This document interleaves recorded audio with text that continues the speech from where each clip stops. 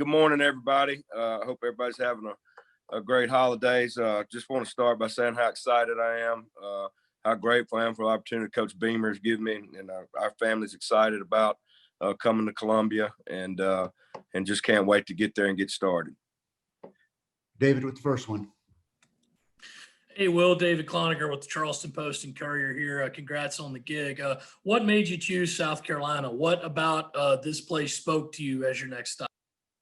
Well, obviously, I knew Coach Beamer some, not a lot, but the things I'd heard about Coach and everything about Coach Beamer as far as a football coach and a person, I knew that was a great opportunity. And then obviously, having the opportunity to get back with Mike, someone that I'd worked with for a long time, excited about that.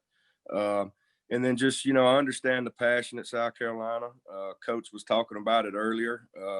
I was there on the other sideline in 2012. Some of you guys may remember that when we were at Georgia, and the passion and excitement that Saturday in that stadium was unbelievable.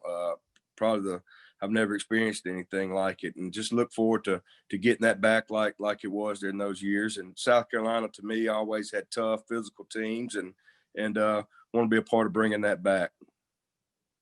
Ben Brenner. Hi, Coach Friend. Nice to meet you, and congrats on landing the gig. I wanted to ask, what is sort of your vision for an offensive line and your sort of philosophy in approaching building that unit? Well, I think number one, it obviously you want to be a physical football team, and there's no matter what you do offensively, your physicality starts with your group up front. So we want to be physical. We want to be a tough football team. We want our leadership to come from the offensive line. If your leadership's coming from the offensive line, you're probably going to be led the right way in a program. So those are the things, obviously you can get into the size and the speed and all those things that everybody knows, but the intangibles, the importance of doing things right, the importance of being physical, those are the things that we want to be on the offensive line. Eric Boynton.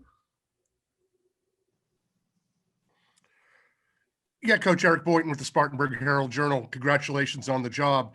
Could you just give us a little insight into the kind of coach and the kind of man you believe Mike Bobo to be, and how much did Mike Bobo's presence as the top offensive coach on the staff have with your decision to go ahead and make the move to Columbia? Well, I think Coach said it earlier that there's not a better play caller in the country than Coach Bobo. Coach does a great job in leading the offense, does a great job in organizing the offense, and I worked 11 years, I guess 10 or 11 years with Coach. I was Coach's offensive coordinator at Colorado State.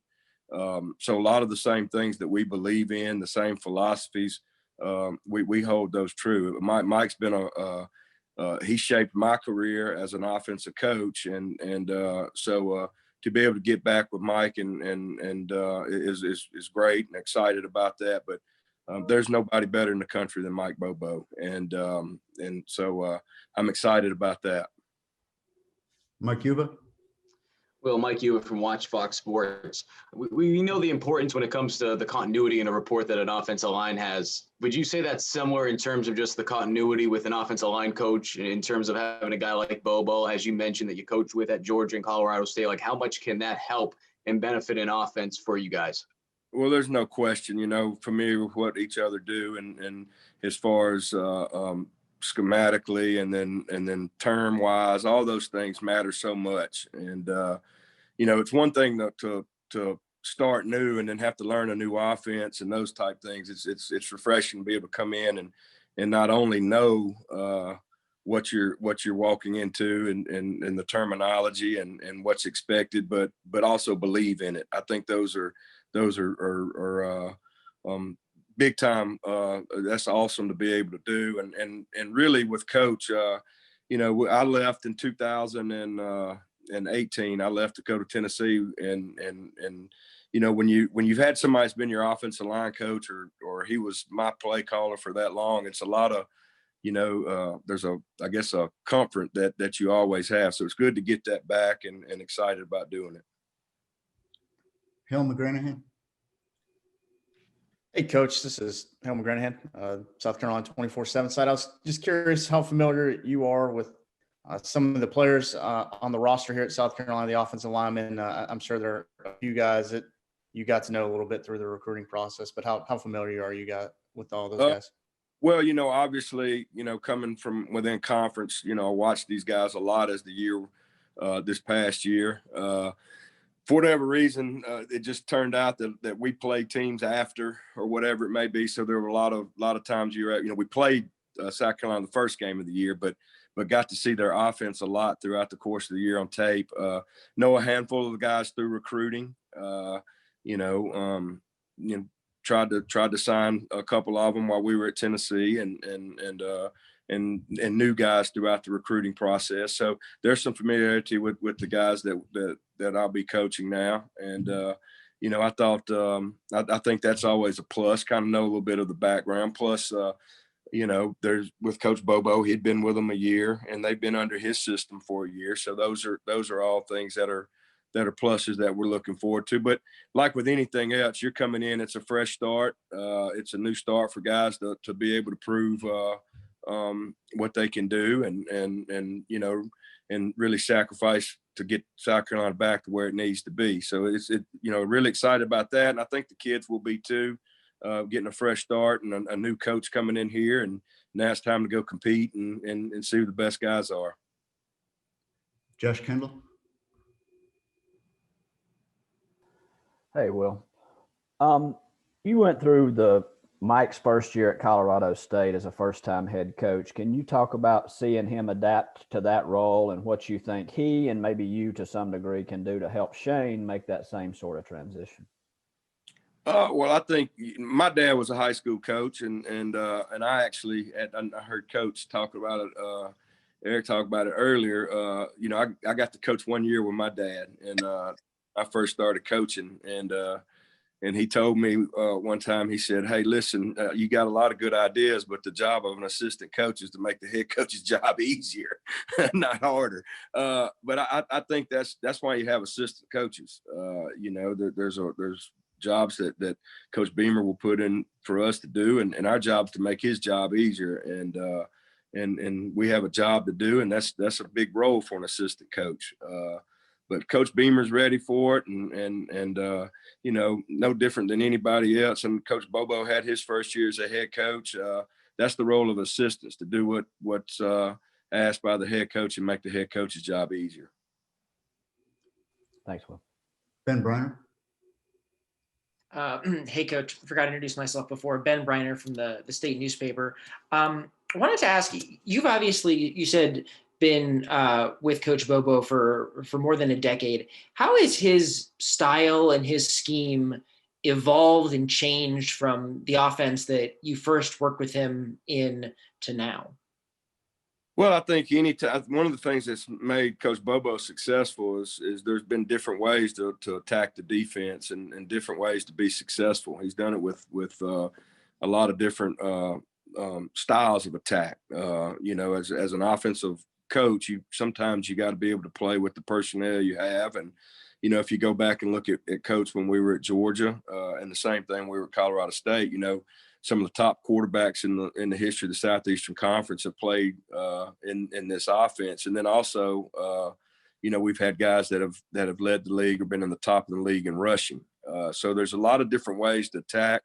And Coach does a great job of the skill that he has and the personnel that he has. And a lot of that comes from Mike, is very balanced. You guys have covered Coach and know that the key to Coach is balanced he is. And when you're balanced and you have enough things as an offensive scheme, I think it allows you in your offense to match your personnel. And so Coach has always been one that's been able to adapt, whether it be because of injuries or because of maybe less talent at certain spots, and still be successful. And I think a lot of that comes from his overall system, is able to do so many different things and stay balanced, has allowed him to do that. Dick Cox. Hi, Coach. Dick Cox with Indy Sports and Cox Sports Broadcasting. What do you think is the most important first thing you need to do now as the offensive line coach at South Carolina? Well, I'll tell you, I like your room, Dick. Now, that's pretty sporty there. I think the first thing you got to do is obviously got to get, with the players that are here and understand the sacrifices that are going to need to be made for us to be successful. We're going to have to all invest, not only coaches but players, and we got to win every day. Every day is a new day, and we got to make every day when we walk in that building, whether it's to work out or for agilities or winter workouts, whatever it may be, you got to put yourself in 4th and 1 and to try to improve and get better each day. And to do that, to be successful, there has to be great sacrifices made, and there has to be an investment made. And that'll be the first thing that we'll do in our room. We'll approach it that way. Go back to Ben. Coach, when you're looking at a recruit on the offensive line, what are you looking at? And kind of a secondary question to that is, in your kind of career as an offensive line coach, how much has what you're looking for in linemen and what they're being asked to do evolved and changed, from the start of your career kind of to now with how offenses have changed? Well, I think always there's obviously a size and a speed, strength, things that are pretty obvious that 30 years ago was probably the same thing, and will be 30 years from now. But the intangibles that are so important, the team-oriented guys, the guys that will be willing to work and again, like I use the word sacrifice and pay the price to be the best they can be. It's so important in the offensive line. I think there's no bigger position than the offensive line as far as will a guy be able to adjust to the next level. I think when you go with your skill players, they go out and a skill wide receiver may play against 4 guys through the course of the year that are going to be college football players, whereas an offensive lineman, he may go the whole season and not play against one. So are they going to be able to make the adjustment? I mean, obviously there's things like size and those things that can help you make that decision, but the intangibles, the toughness, the want to, those things are so important. And so important for a team is that there's an offensive line that's full of that is more about the team than so to speak themselves. So there's a lot of intangibles that go into play. Intelligence, football savvy, those type things are important. But basically, probably there's no bigger quality than the kids that want to improve and want to be great players. Eric Boynton. Yeah, Coach, since he's a guy that you've been around a lot in the past, I just want to get some insight from you on the kind of guy Colin Hill is. All he got through. You're breaking up a little bit. Eric, I think you may have said something about Colin. I couldn't. Yeah, he's asking. Right. Yeah, just want to get some insight into just Colin Hill and all he's been through just to get back and play football again. Well, Colin was the guy that played for us, went through it, had a lot of hard times there with some injury stuff at Colorado State and played this year. I know I got to see Colin after the game when we played and just happy that he was able to get back on the field and play, and great kid, really outstanding kid. Hill McGranahan. Coach, I know Coach Bobo obviously isn't the only guy on staff down here who you're familiar with, Tracy Rocker, obviously, and even Drew Hughes in personnel department standpoint. How much familiarity with those guys do you think will kind of help you and this team moving forward into 21? Well, I've worked with Tracy twice now. We were at Georgia together and at Tennessee. And Coach Beamer said, there's not a better man or coach for the defensive line than Tracy Rocker. He's an outstanding football coach and an outstanding person. I like to give him a hard time. I grew up, when I was a young kid, I grew up watching Rock play. That kind of ticks him off. But what a great player he was. And then he's just as great as a coach, and just excited to be back with Trace also.